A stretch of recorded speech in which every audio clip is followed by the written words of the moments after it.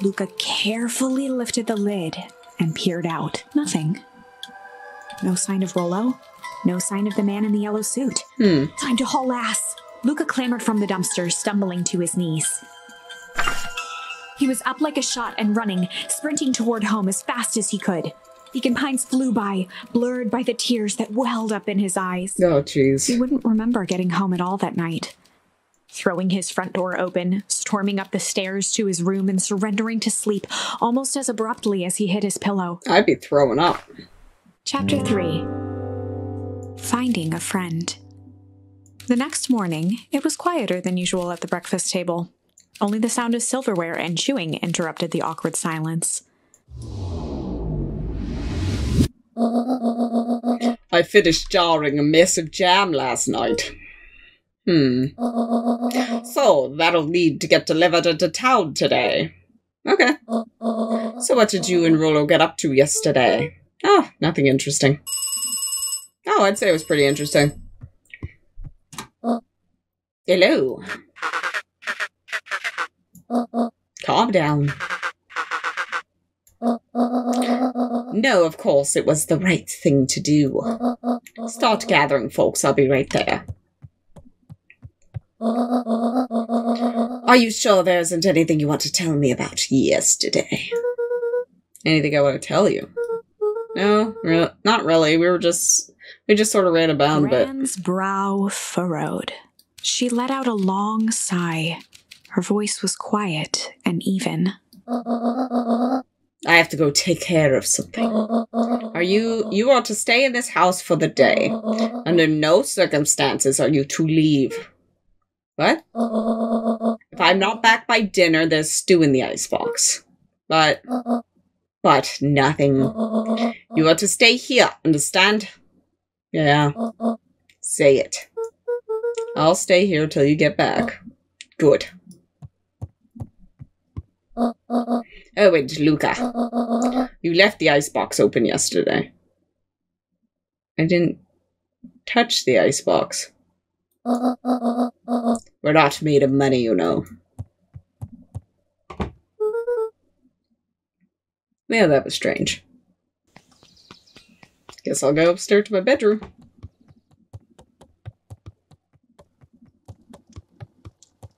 An eerie electronic sound echoed from Luca's bedroom. Hello? Is anyone there? It's a walkie-talkie, probably. Hello? Rollo, is that you?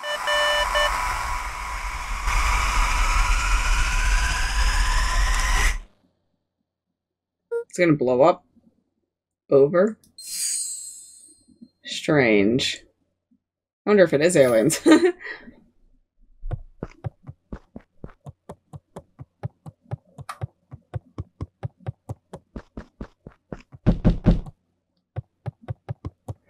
Hello, friend at the door.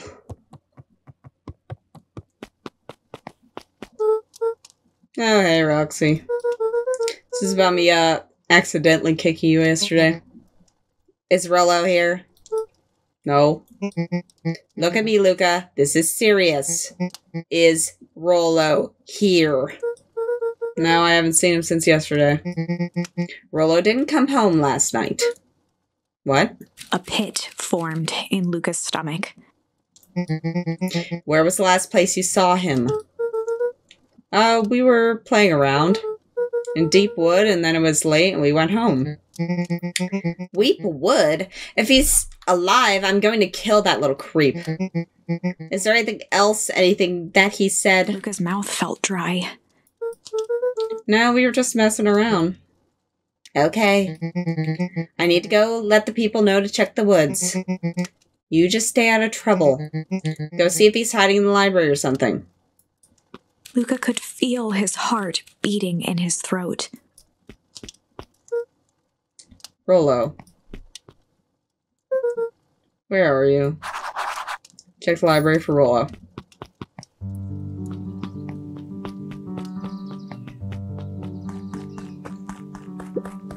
The road leading to Beacon Pines was long and uninspiring. A sort of natural barrier for the impatient.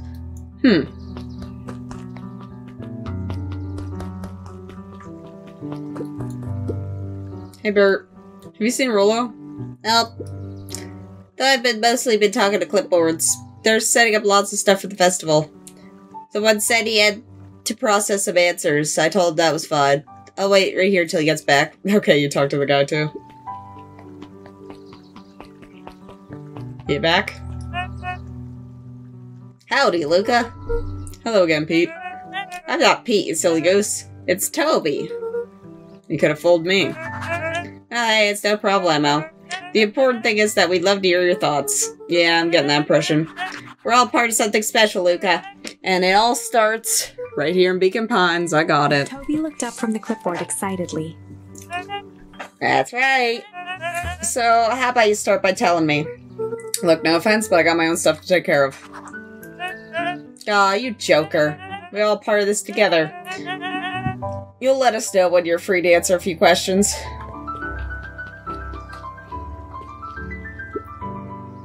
We really need to get back to work. Just a couple more minutes. If Roxy said she will be here, then she will be here. I just don't see why I'm standing around doing nothing and waiting for Roxy when I could be standing around doing nothing and getting paid for it. Come on, Lumi, Roxy needs our help. Yeah, well, good intentions don't qualify as legal tender. Ugh, my parents won't listen. No offense, but Rollo's always getting into trouble. Something feels different this time. What can we do to help? We need to check where the adults aren't. So I guess it's up to us to check the Weep Woods. Our shift doesn't end for another couple hours. We could spend the time making posters. That would be great. I guess. Right, Fitz and I will check the Weep Woods. We'll be back later to pick up the posters. I think my dad has a map of the Weep Wood. Let's swing by my house and grab it before we head out.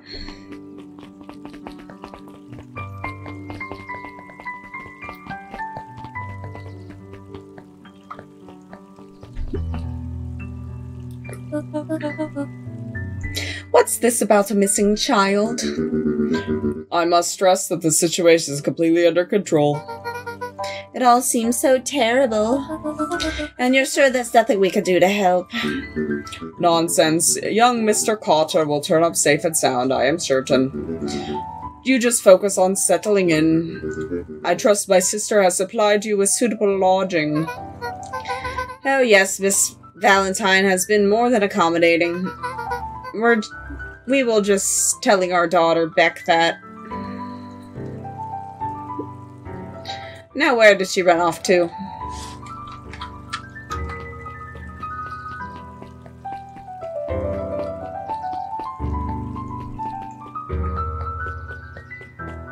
The library. Hello? Otto volunteered at the library during the summers. He wasn't very social, so he'd dedicate each summer to becoming an expert in a single subject. That's kind of cool. Making him a reliable source of very particular knowledge. If you were to ask Kato something he didn't know, he'd escape into the dusty old bookshelves and return with just the right thing. Hey, Kato. Kato was lost in his reading. Luca crooked his neck to see the title. Introduction to Melitology. I don't know what that is. Ahem. Hey, Luca, you snuck up on me. Good book? No, just started it. He gestured to the shelves. I'm really running out of books I haven't read yet. So now it's on to the wonderful world of bees. Turns out bees are pretty cool. Don't tell Mikey that. For instance, did you know that around 70% of bee species actually live in underground tunnels? Or that there are 2 queens in a hive? They will fight to the death for supremacy. That's interesting, but you haven't seen Rollo around here recently, have you? Not since yesterday. Keep an eye out for him, okay? Sure thing. If you see him, you'll be the first to know.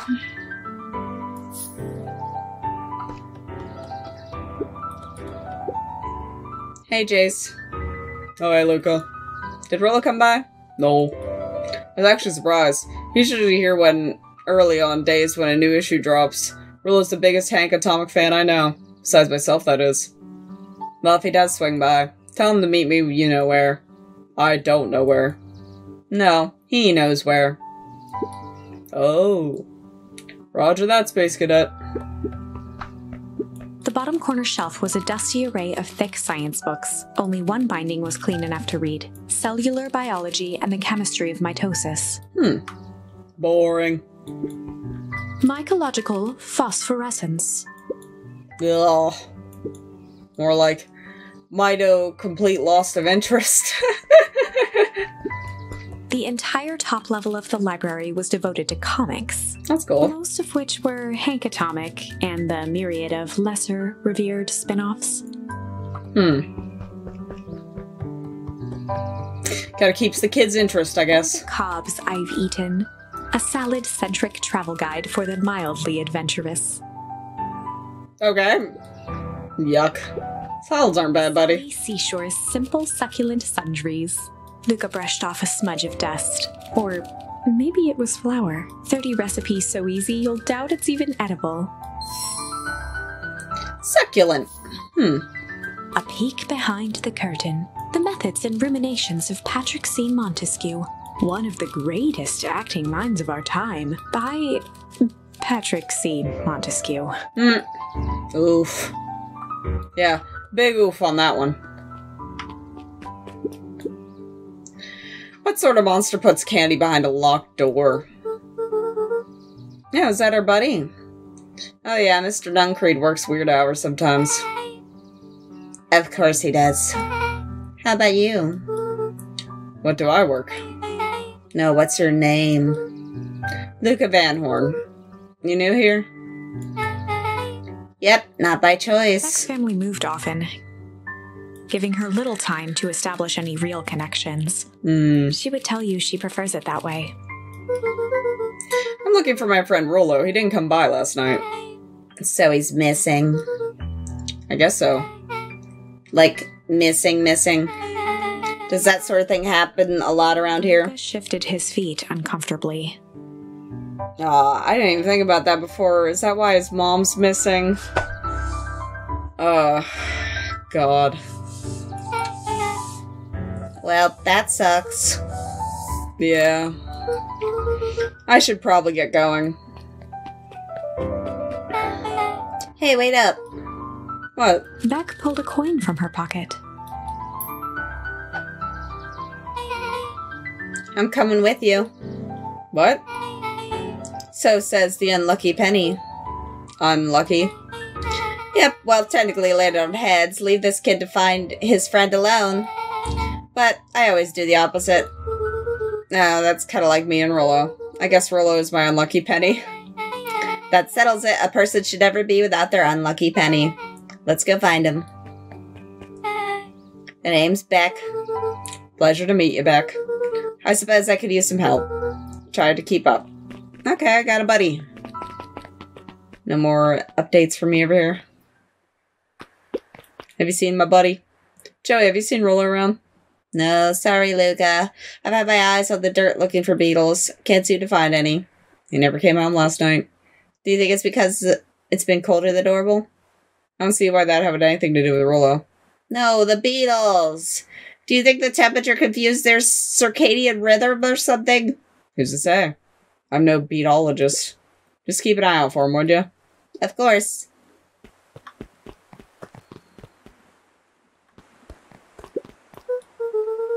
Dang, they boarded the way in.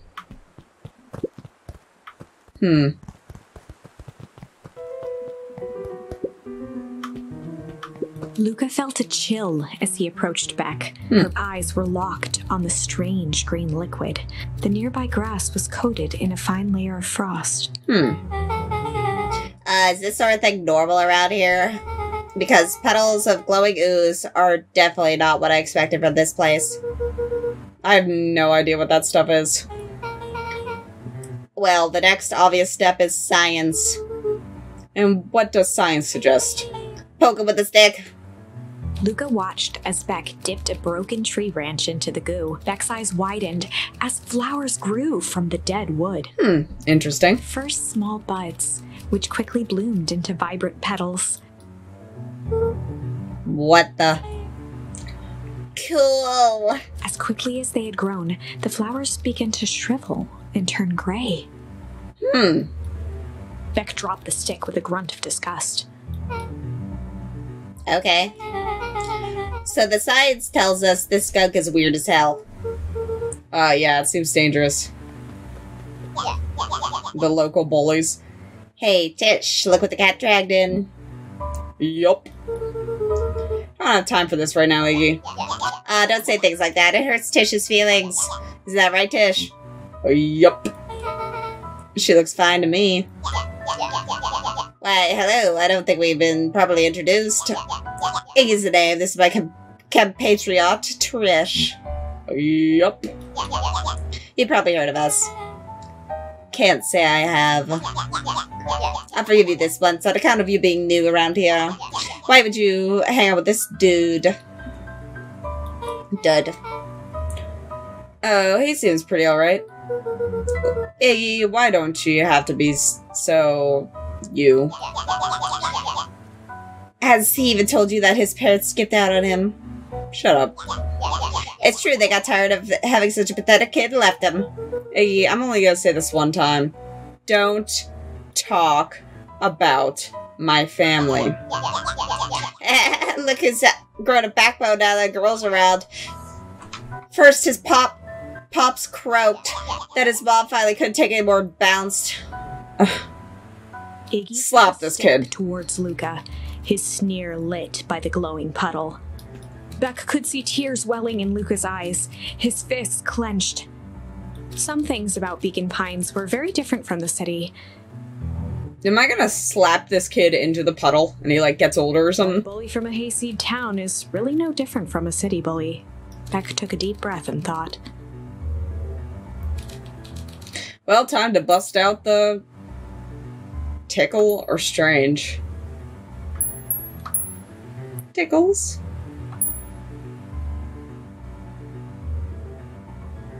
I don't know. They both sound awful. We're gonna be strange, I guess. Well, time to bust out the strange.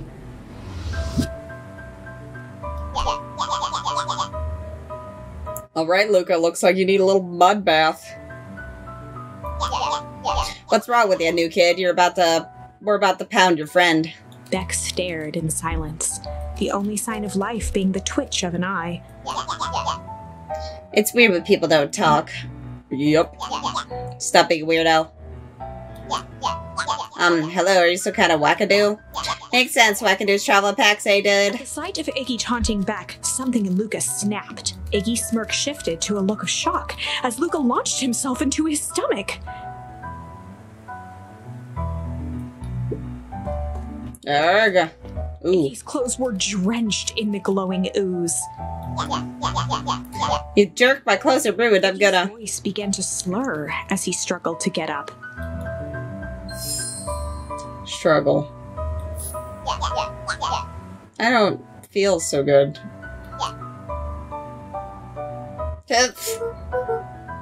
I'm sorry, I just... Oh shit. Yup.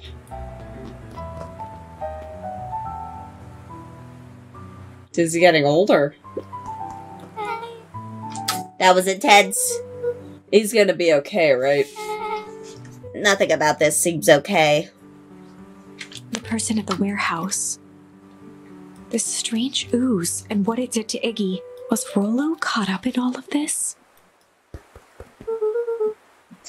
We have to find Rollo. You took the words out of my mouth.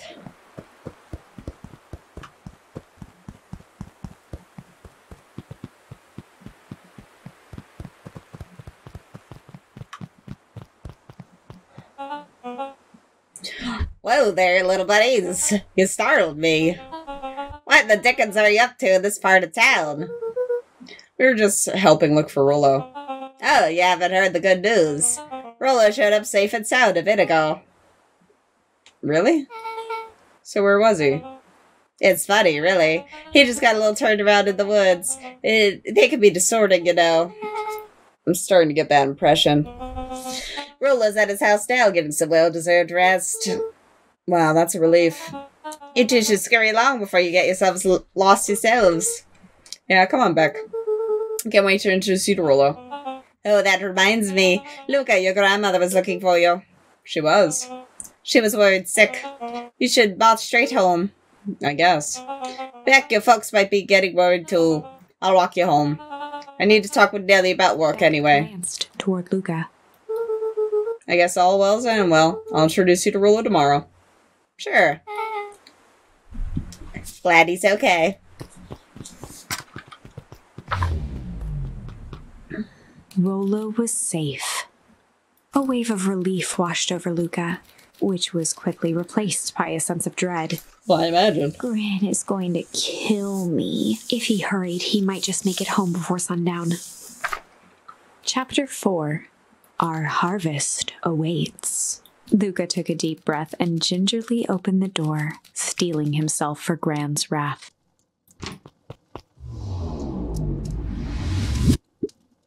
Gran, I'm home. Everything's fine. Gran. Gran? I know I wasn't supposed to go anywhere. I was just helping look for Rollo.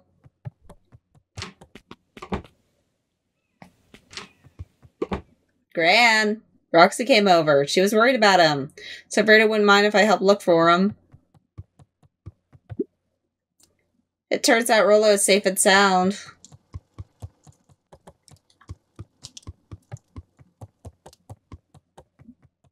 Luca was alone.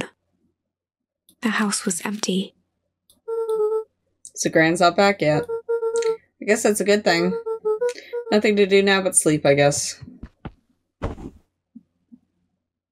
Luca was sitting by the pond, listening to small waves lap against a rock. His father sat in a folding chair in front of him. Without turning, he spoke. "Why don't you grab me some nice bait?" "Sure thing, Dad." Luca hopped over to the tackle box and popped open the lid. Inside was a rolling, buzzing mass. "You're fishing with bees?" Luca's father gave a warm chuckle.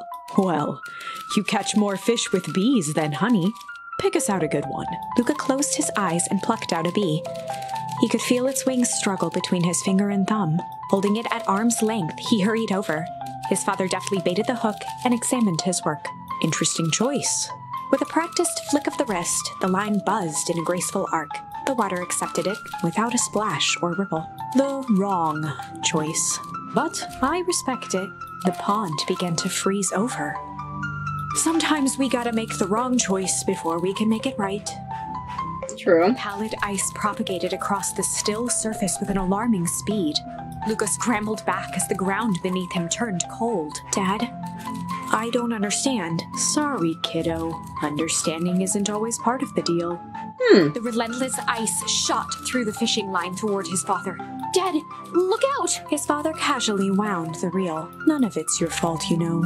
Never was." "Dad, we have to go." Luca grabbed his father's shoulders, trying to pull him away. "Please, you have to run." The ice crackled as it spread across his father's hands.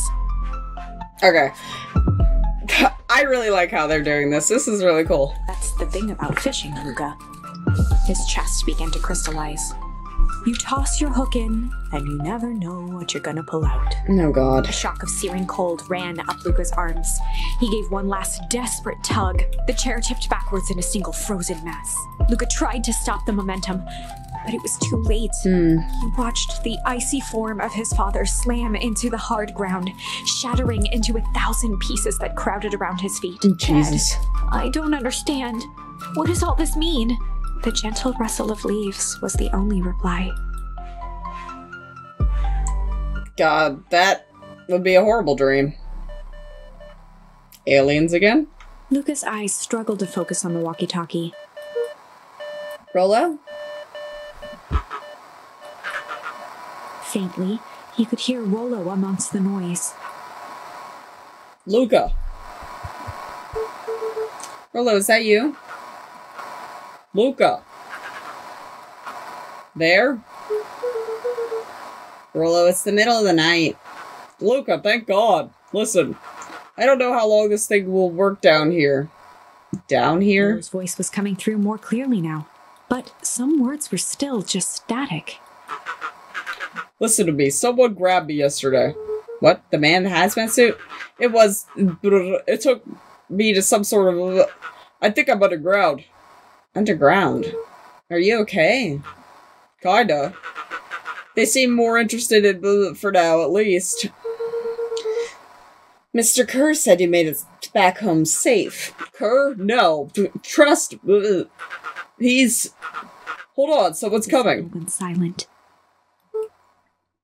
Rollo. Rollo, where are you? Still, waiting for a response. His pounding heartbeat marking the passage of time. Okay, I think they're gone. Getting worse. I can barely hear you. His voice began to fade. Losing signal. Not much time. Mission control. You need to... The treehouse. The treehouse! The signal died for good. What was he trying to say about the treehouse? What's at the treehouse? The antenna. He wants me to use the antenna to get the treehouse to get a better signal. Roll your genius. He grabbed the walkie-talkie and sprinted to the treehouse. Hook up the walkie-talkie to the radio in the treehouse. Okay, we can do that. Luca heard a group of footsteps approaching. He dashed behind the bushes to avoid being spotted.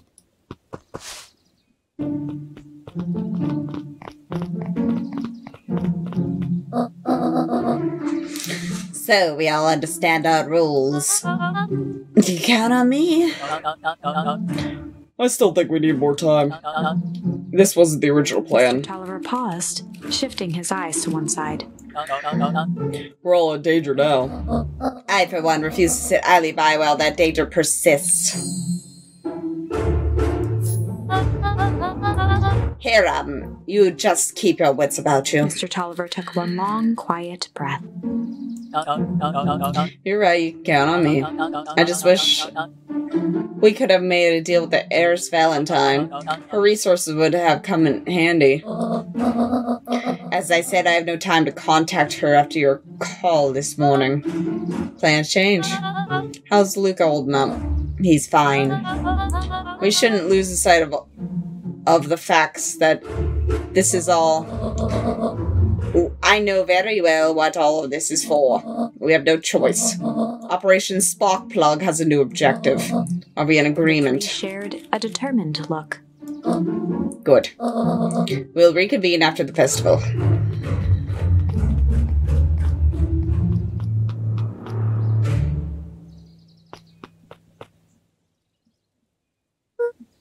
Gran. Why are you meeting with Miss Fratelli and Mr. Tolliver late at night? My god, that scared me. Hey, Luca. God, you scared me. How long have you been there? Oh, just a few minutes. Early today, I saw Mr. Tolliver and your gran enter the diner together. When my shift at the newsstand was over, they still hadn't left. So I used the greatest tool of any investigative reporter. Time. When they left, I tailed him here. What do you think they're up to? Whatever it is, they seem organized and determined. They mentioned the festival. Yeah, I heard that too.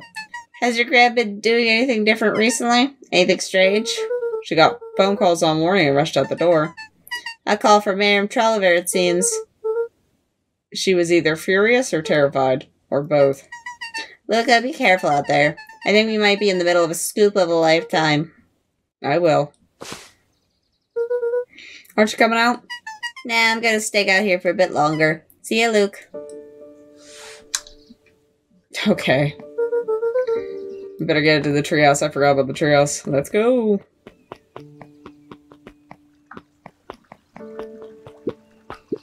My granny's gonna be pissed. I did it. I changed the sign. Splendid, did anyone see you? I don't believe so. You were right. It was simple enough to just rearrange the letters. Odd choice for a prank, though. In situations such as these, odd is good. The two boys shared a mischievous grin. I can't wait for everyone to see the big reveal. It should be quite memorable. Let's make ourselves scarce for now.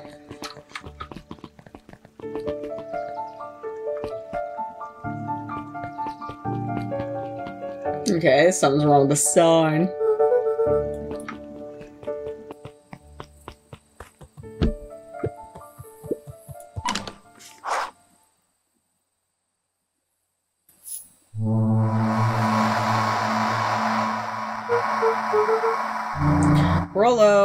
Rollo, are you there?